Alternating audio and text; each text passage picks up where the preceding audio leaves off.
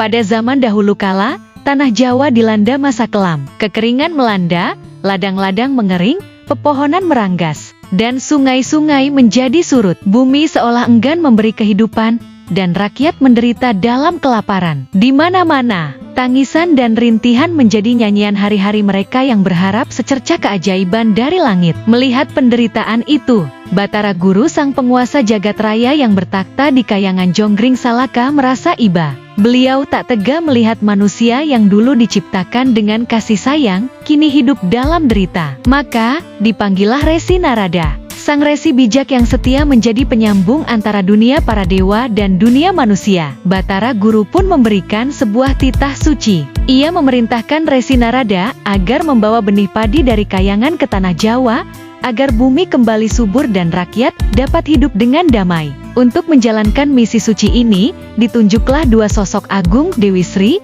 Dewi Kesuburan yang anggun, dan Sedana, pemuda tangguh yang melambangkan kemakmuran dan kerja keras. Dewi Sri diberi 2 bulir padi, satu putih dan satu merah yang bersinar halus bak permata dari surga. Sedana pun membawa 2 bulir padi lainnya berwarna putih dan hitam yang memancarkan cahaya keemasan. Keempat bulir itu adalah benih kehidupan, simbol harapan yang harus ditanamkan di bumi demi menyelamatkan umat manusia. Perjalanan mereka dari Kahyangan Jonggring menuju tanah Jawa bukanlah perjalanan biasa. Medan yang harus mereka lewati sungguh menantang. Mereka menapaki lereng-lereng gunung yang tinggi, menuruni jurang yang dalam dan curam, serta menyeberangi sungai-sungai deras yang menggulung batu-batu besar. Namun misi suci ini harus ditunaikan, berapapun rintangannya. Ternyata, bukan hanya alam yang menghadang. Dari dalam hutan gelap, muncul sosok mengerikan, seekor babi hutan raksasa bernama Kalasrenggi. Ia terus membuntuti Dewi Sri dan Sedana dengan sorot mata rakus,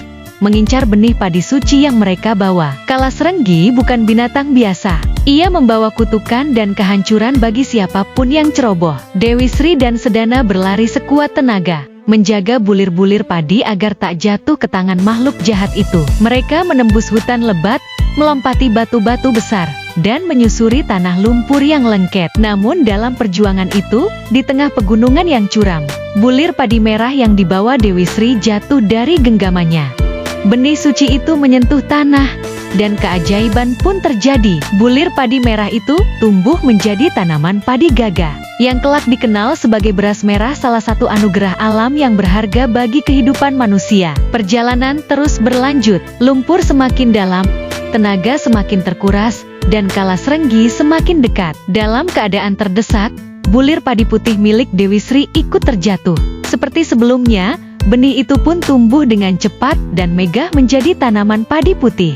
Jenis padi yang kelak akan menjadi makanan pokok rakyat di seluruh tanah Jawa. Sialnya, di tanah berlumpur yang sama, bulir padi hitam dan putih milik Sedana pun terlepas dari genggamannya. Namun alam seperti telah menunggu. Kedua benih itu menancap di tanah subur dan tumbuh menjadi padi ketan hitam dan padi ketan putih, padi yang manis, lengket, dan penuh energi. Kalasrenggi yang licik langsung menyerbu ladang-ladang padi itu. Ia melahapnya dengan lahap tanpa peduli bahwa itu adalah benih suci dari langit. Sedana, yang melihat perbuatan tak hormat itu, murka. Ia menegur dengan suara lantang, mengingatkan Kalasrenggi bahwa padi itu bukan haknya. Namun sang babi hutan tak gentar. Dengan congkaknya ia berkata bahwa karena padi itu tumbuh di tanah kubangannya, maka itu adalah miliknya. Pertarungan tak terelakkan. Sedana mengangkat panah sakti warisan Kahyangan dan bertarung sengit melawan Kalasrenggi. Dengan keberanian dan kekuatan yang diberkahi para dewa,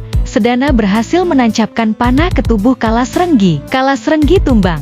Namun sebelum mati, ia melontarkan kutukan. Suaranya menggema di antara pepohonan, bahwa meski dirinya mati, keturunannya akan tetap memakan padi manusia. Ia bersumpah bahwa tulangnya akan menjadi penyakit beleduk, bulunya menjadi penyakit gering, darahnya menjadi penyakit berambang, tangannya menjelma jadi burung gelatik, dan ekornya menjadi tikus-tikus sawah. Setelah pertarungan berakhir, Dewi Sri dan Sedana melanjutkan perjalanan mereka. Di tengah sawah yang sepi, mereka menemukan sebuah gubuk sederhana milik seorang petani tua bernama Ki Semangke. Pria itu menyambut mereka dengan ramah.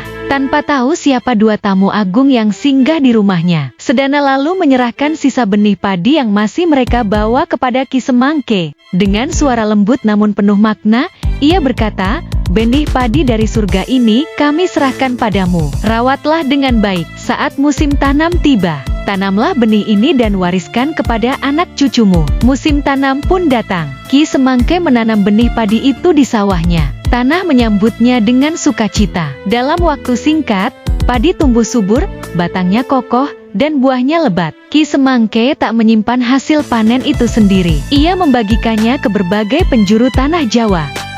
Sejak saat itu, padi menyebar luas di seluruh tanah Jawa. Ladang kembali hijau, perut rakyat kembali kenyang, dan kehidupan pun kembali bergulir dalam ketenteraman dan syukur. Maka benih dari langit itu menjadi simbol harapan. Dan kisah Dewi Sri serta Sedana dikenang turun-temurun sebagai awal mula kehidupan pertanian di tanah ini.